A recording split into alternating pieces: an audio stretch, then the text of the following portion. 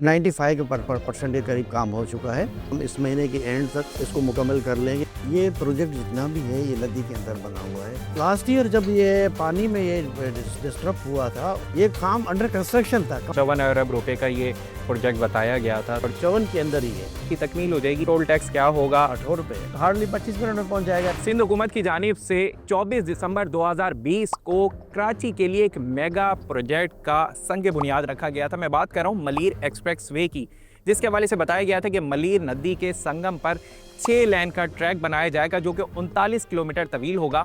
Qayyumabad interchange से start होगा और काठोर M9 मोटरवे पर इख्तिताम पजीर होगा। इस प्रोजेक्ट की तकमील में कमोबेश 6 साल लग चुके हैं और अब हुकूमती मुख्तलिफ अहदेदारों की जानिब से सोशल मीडिया पर मुख्तलिफ वीडियो सामने आ रही हैं, जिसमें बताया जा रहा है कि कराची की आवाम के लिए इसको जल्द खोल दिया जाएगा। इस प्रोजेक्ट पर अब तक कितना काम हुआ है, क्या इसमें हकीकत है, और ख़ास तौर पर इस प्रोजेक्ट के हवाले से दीगर सवालों के जवाब हासिल करने के लिए हमारे साथ मौजूद हैं प्रोजेक्ट के डायरेक्टर नियाज़ उमरो साहब। सर, बहुत शुक्रिया टाइम देने के लिए। सर, 6 साल का वक्त लग चुका है इस प्रोजेक्ट को बनाने में।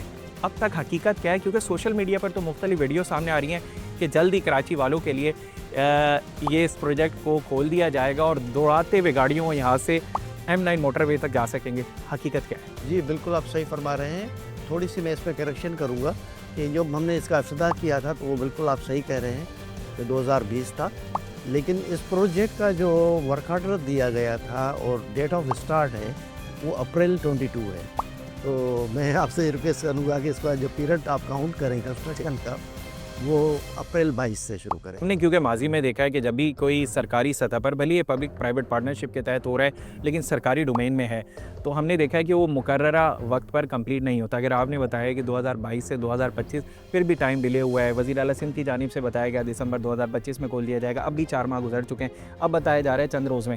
चलें, ये तो अब खैर देर आए दुरुस्त है, तकमील तक पहुँच गया है जैसा आप बता रहे हैं। लेकिन अभी हम आगाज़ करें अगर, तो कयूमाबाद से स्टार्ट होने वाला ये मलीर एक्सप्रेस वे, इसकी हकीकत क्या है, कहाँ से आगाज़ हो रहा है? क्योंकि अक्सर हम देखते हैं कि ये Karachi port trust, Clifton, DHA, Qayyumabad, Chaurangi, इसके बोर्ड अक्सर जो कराची के शहरी हैं वो कहते हैं कि ये इसका आगाज़ कहाँ से है, क्या ये अलग प्रोजेक्ट है? और ये शाहराह भुट्टो जिसका अब नाम है मलीर एक्सप्रेस वे जो था, वो अलग प्रोजेक्ट है? इसके बारे में क्लियर जी बिल्कुल, आप सही कह रहे हैं। जिस पॉइंट पे हम खड़े हैं, हमारे सीधे हाथ पे जाम सादिक ब्रिज है। इसका स्टार्टिंग पॉइंट जाम सादिक ब्रिज सी है। जो हमने प्रोजेक्ट हम बना रहे हैं, जो अंडर कंस्ट्रक्शन है या अंडर सब्जेक्ट है, वो यहाँ से शुरू हो रहा है। यानी कि अभी जो आवाम के लिए खोला जाएगा वो ये कयूमाबाद से काठोर तक जी, है। जहाँ आप खड़े हैं यहाँ से होगा और M9 तक। अच्छा, अभी तक क्या कितनी तकमील हो चुकी है? क्योंकि एक माह पहले आपने कहा था 92%, जी, अब क्या 95 के परसेंट के करीब काम हो चुका है। ठीक, और अभी भी आपको इंशाल्लाह जब आप चलेंगे तो आपको काम होता हुआ नज़र आएगा। ठीक। और उम्मीद ये है कि हम इस महीने के एंड तक इसको मुकम्मल कर लेंगे, या मैक्सिमम को एक हफ्ता आगे तक। अच्छा, ये तो बड़ी खबर दे रहे हैं नियाज़ उमरो साहब के, जो हुकूमती अहदेदार दावा कर रहे थे कि जल्दी इस प्रोजेक्ट को खोल दिया जाएगा। तो प्रोजेक्ट डायरेक्टर ने भी इस बात की नवीद सुना दी है कि इस महीने के एंड में या अगले महीने के शुरू में इसको आवाम के लिए खोल दिया जाएगा। क्या काम हो चुका है, चलें प्रोजेक्ट डायरेक्टर के साथ ही चल के देखते हैं।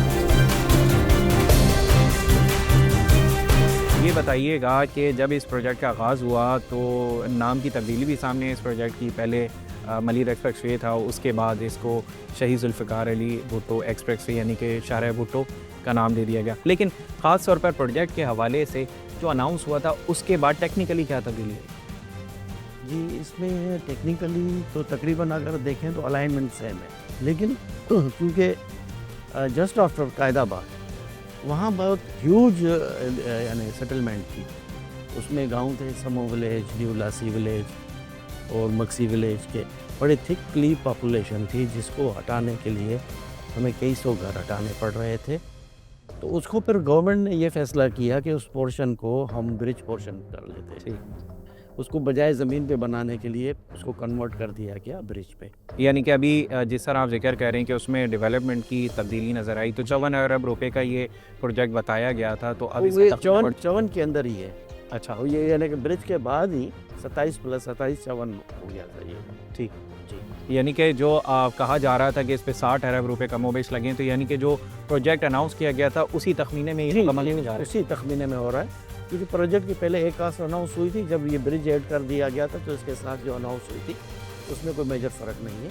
अब फाइनली पहला टोल आ चुका है, टोल पर उतरेंगे और नियाज़ साहब से कुछ सवाल करेंगे, ख़ास तौर पर सिर्फ टोल के हवाले से। कोई भी हाईवे अगर बनाई जाती है वो आवाम के मफाद के लिए बनाई जाती है, लेकिन वो आवाम के लिए मुफीद तर जब साबित होती है जब वो पॉकेट फ्रेंडली हो। मैं बात कर रहा हूँ टोल टैक्स की।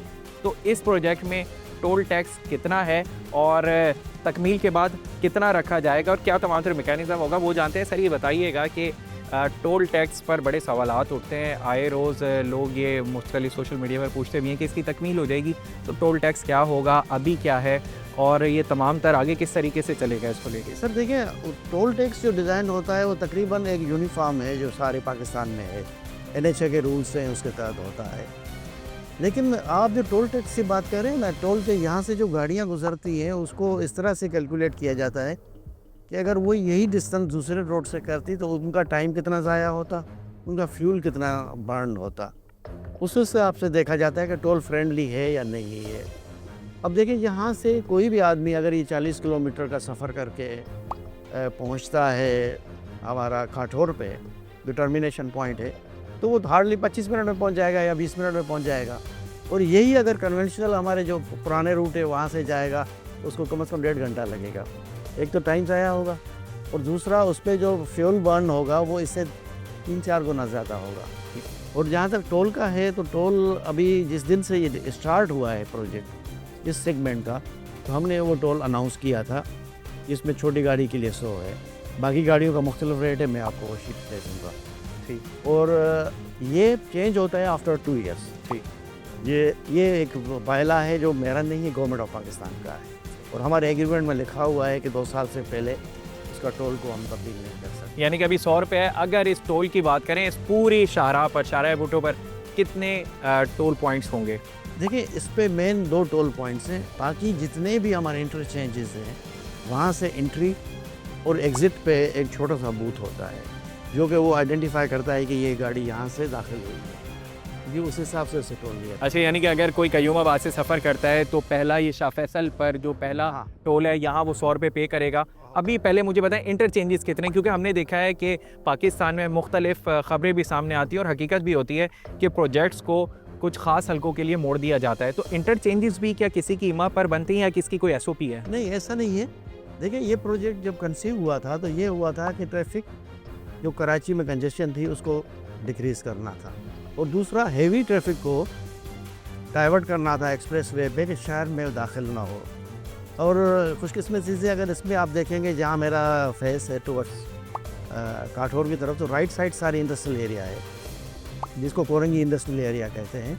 तो इसका मेन ये था कि पहले जो 2 इंटरचेंज थे वो इस तरह से डिज़ाइन किए गए थे कि जो कोरंगी इंडस्ट्रियल एरिया में ट्रैफिक आए या वहाँ से निकले वो शहर को डिस्टर्ब किए हुए बगैर इस हाईवे पे आ जाए। तो इसलिए पहला इंटरचेंज हमने जाम सादिक ब्रिज पे दिया है, दूसरा इंटरचेंज इसका EVM कासवे पे दिया है। ठीक, ये दोनों बिल्कुल 100% इंडस्ट्रियल जोन से कनेक्टेड हैं। उसके बाद आप अगर थर्ड इंटरचेंज है वो है शाह फैसल कॉलोनी। अब शाह फैसल कॉलोनी जो है मुतबादल है, वहाँ से एयरपोर्ट पे आप जा सकते हैं और शाहराह फैसल का मुतबादल है जी, कि आप यहाँ से ट्रेवल करके आप शाहराह फैसल पे पहुँच जाते हैं। और चौथा है हमारा कायदाबाद। सही, कायदाबाद वो इसलिए दिया गया है कि जिसको भी N5 पे ठट्टा की तरफ जाना है या आप कंट्री जाना है तो वो रोड इस्तेमाल कर ले ठीक, और वहाँ से दाखिल हो सके, कि वो बहुत बड़ी एरिया है, अगर आपने देखा होगा उसको कैटर करेगा। उसके बाद आएगा डिस्ट्रिक्ट मलीर शुरू हो जाता है कायदाबाद से, पहला कायदाबाद वहाँ आ जाता है, फिर आ जाता है न्यू मेमन मलीर ब्रिज पे जिसको माई न्यानी का ये होगा 5वां टोल, 5वां इंटरचेंज। 5वां इंटरचेंज होगा, वो मलीर की आबादी को कैटर करेगा। ठीक, और उसके बाद आखिरी जो आता है वो छठा, वो भी मलीर के अंदर ही आता है जिसको डमलोटी पंपिंग स्टेशन कहते हैं, उसके साथ। चले, ये तो बड़ी अच्छी खबर दी है नियाज़ साहब ने कि 6 जो इंटरचेंजेस हैं, पहला 2 कनेक्ट हो रहे हैं कोरंगी इंडस्ट्रियल एरिया से, उसके बाद डिस्ट्रिक्ट मलीर में पहला कायदाबाद है, फिर उसके बाद न्यू मेमन रोड के लिए जो रास्ता उतार रहा है आबादी के लिए, उसके बाद डमलोटी है। यानी कि 6 इंटरचेंजेस हैं, 2 टोल हैं इस पूरे रोड पर। तो ये तो अच्छा है कि आवाम इससे मुस्तफ़ीद होगी। ख़ासतौर पर मुझे बताएं, जब हाईवेज़ बनाए जाते हैं तो रेस्ट एरिया हमने देखा है, क्योंकि ये भी कमोबेश 39 किलोमीटर तवील ट्रैक है, तो रेस्ट एरिया वगैरह बनाए जा रहे हो? रेस्ट एरियाज इसके अलावा हैं। रेस्ट एरियाज हमने इसमें वो अंडर कंसिडरेशन है कि 4 हों या 6 हों। अच्छा, अभी तक फाइनल नहीं हो? नहीं, फाइनल नहीं हुई है। उसके लिए हमने डिप्टी कमिश्नर को ज़मीन की अवेलेबिलिटी के लिए रिक्वेस्ट की हुई है। चलें, ये तो अच्छी खबर दे रहे हैं आपके रेस्ट एरियाज़ होंगे, यानी कि 4 से 6 रेस्ट एरियाज़ का प्रोजेक्ट डायरेक्टर बता रहे हैं कि वो इस 39 किलोमीटर तवील जो शारा है इस पर होंगे। अब ये तो हो गई प्रोजेक्ट की सारी अच्छी बातें। कुछ खामियां जो कि हमने भी हाईलाइट की थी पिछले साल, उस पॉइंट्स पर जाएंगे, वहाँ जाके टेक्निकल कुछ चीज़ें हैं वो प्रोजेक्ट डायरेक्टर से पूछते हैं। अब जब शारा भुट्टो की बात हो रही है तो गुज़िश्ता साल की सूरत हाल को तो नज़रअंदाज नहीं कर सकते। हमने देखा कि जो 2025 में मानसून का एक बड़ा स्पेल आया, उसने शारा भुट्टो को मुख्तलिफ मुकामात पर नुकसान पहुँचाया था। बहुत सी वीडियो सोशल मीडिया पर वायरल हुई थी, शाह फैसल इंटरचेंज की भी, उसके बाद कयूमाबाद इंटरचेंज की भी, और कायदाबाद पे भी मुख्तलिफ जो पैचेस थे रोड बैठता हुआ नज़र आया। मुख्तलिफ सेफ्टी ग्रिल्स जो हैं वो अपनी जगह छोड़ चुकी थी, और ख़ास तौर पर एक मुकाम ऐसा भी था इस पे जहाँ एक बारिश के बड़े सैलाबी रेले ने, यानी कि तुग़यानी ने, शारा भुट्टो का एक बड़ा हिस्सा अपने साथ बहा कर ले गया था। अब जो माहौलियाती तब्दीली है उसको प्रोजेक्ट डायरेक्टर साहब ने के शुरू में नज़रअंदाज किया था, और अब क्या टेक्निकली चीज़ों को बेहतर किया है जानते कि सर, हमने देखा कि 2025 में जब बारिश का एक बड़ा स्पेल आया तो वो इस हिस्से को जिस पर हम इस वक्त मौजूद हैं इसको बहा कर ले गया था। क्या शुरू में माहौलियाती तब्दीली को नज़रअंदाज किया गया था, और क्या अब इस तरह की जो तुग़यानी है, बारिश है, वो ये प्रोजेक्ट झेल सकेगा? देखिए, ये प्रोजेक्ट जितना भी है ये नदी के अंदर बना हुआ है। इसकी स्टडी जो भी होती है, डिज़ाइन, वो डिपेंड करती है हाइड्रोलॉजी स्टडी पे। तो जो लास्ट ईयर जब ये पानी में ये डिस्टर्ब हुआ था, उस वक्त भी ये काम अंडर कंस्ट्रक्शन था, कंप्लीट नहीं हुआ था। अगर आपने ऊपर से रोड को, सरफेस को कारपेट होते हुए देखा तो वो हम इसीलिए बना देते हैं कि इससे आगे भी हमें 20 किलोमीटर काम करना है, तो हमारी जो गाड़ियों की मूवमेंट के लिए हम काम कर लेते हैं। उस वक्त इस पे रिटेनिंग वॉल का काम चल रहा था कि बारिश आई। अब इसमें 2 ऑप्शन थे, 2 सजेशंस थी जो हमें हाइड्रोलॉजी ने प्रपोज की थी कि या तो आप इसको थ्रू आउट रिटेनिंग वॉल से इसको प्रोटेक्ट करें, ठीक, कि पानी रोड को लगे ही नहीं, रिटेनिंग वॉल उसको पानी को रोकेगी, या इस पे आप ब्रिज बना दें। ठीक, तो वंस जब ये डैमेज हो गया, रिटेनिंग वॉल का काम चल रहा था तो ये डैमेज हो गया। जब डैमेज हो गया तो फिर हमने अगेन इसको सीएम साहब के कहने पे अगेन इसकी स्टडी करवाई। ठीक, सारी नदी की दोबारा स्टडी कराई, हाइड्रोलॉजी स्टडी। तो अगेन हाइड्रोलॉजी ने हमें स्टडी ने यही प्रपोज किया कि या आप इस पर ब्रिज बना दें, या अगेन आप उसको रिटेनिंग वॉल के ज़रिए इसको प्रोटेक्ट कर रहे हैं। तो फिर गवर्नमेंट ने ये डिसाइड किया, चलो इसको वंस फॉर ऑल इस पर ब्रिज ही बना दें। इस वक्त आपके सामने है, अल्हम्दुलिल्लाह ब्रिज मुकम्मल हो चुकी है। जब ये काम शुरू होगा या ट्रैफिक के लिए रोड शुरू होगा तो उसमें ये ब्रिज यूज़। लेकिन सर, माहिरीन ये भी कहते हैं कि जब भी कोई दरिया की इनर बेल्ट पे कोई प्रोजेक्ट बनता है तो उसमें मुश्किलात भी पेश आती हैं, और वो कहीं ना कहीं मुश्किलात से 2-4 भी रहता है। तो इस बारे में क्या कहेंगे आप? जी, वो मैं तो वही अर्ज़ किया ना, उसके लिए एक स्टडी होती है, टेक्निकल स्टडी होती है, जो हाइड्रोलॉजी स्टडी होती है, जो पानी के बहाव पे ही डिपेंड करती है स्टडी। क्योंकि जो स्टडी की गई है ना, इसमें हमने लास्ट प्रीवियस 50 ईयर्स में कितनी मैक्सिमम बारिश आई थी, जो कि 2.5 लाख क्यूसेक है, उसमें ये डिज़ाइन है। अल्हम्दुलिल्लाह इसको पानी ओवरटॉप नहीं करेगा, और न कोई इंशाल्लाह कोई इसमें प्रॉब्लम चलेगा। ये तो वो पॉइंट था जिसके हवाले से हमने बताया कि गुज़िश्ता साल इसकी सोशल मीडिया पर वीडियो भी वायरल हुई थी। अब यहाँ जो रिटेनिंग वॉल के बजाय एक ब्रिज बना दिया गया है, और प्रोजेक्ट डायरेक्टर का ये कहना है कि अब जो बारिश के हवाले से फोरकास्ट है या हाइड्रोलॉजिकल जो स्टडी है उसके मुताबिक जो ये प्रोजेक्ट है ये बारिशों से असरअंदाज नहीं होगा। मज़ीद आगे चलेंगे, देखेंगे आगे के इंटरचेंजेस, और इख्तिताम पर जाएंगे कि काठोर तक इस पर क्या डेवलपमेंट होती है।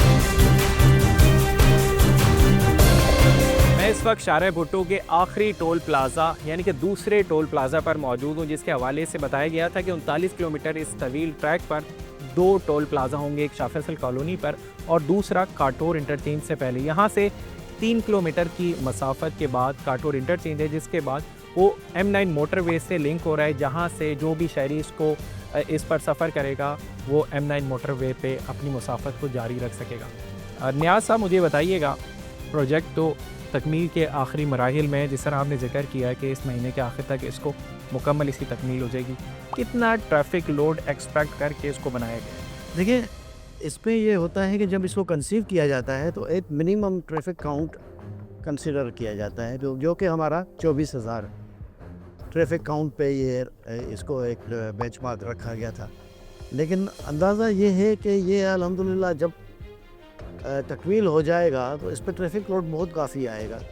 क्योंकि देखें, अभी 50% जब हमने ट्रैफिक के लिए खोला हुआ है, मोर देन 18,000 अभी वहाँ राइडरशिप है हमारी। यानी कि अभी तकमील नहीं हुई तो 18,000। जी, तो इंशाल्लाह ये जब पूरा ओपन हो जाएगा तो ये पूरी कराची की तकदीर तब्दील कर देगा।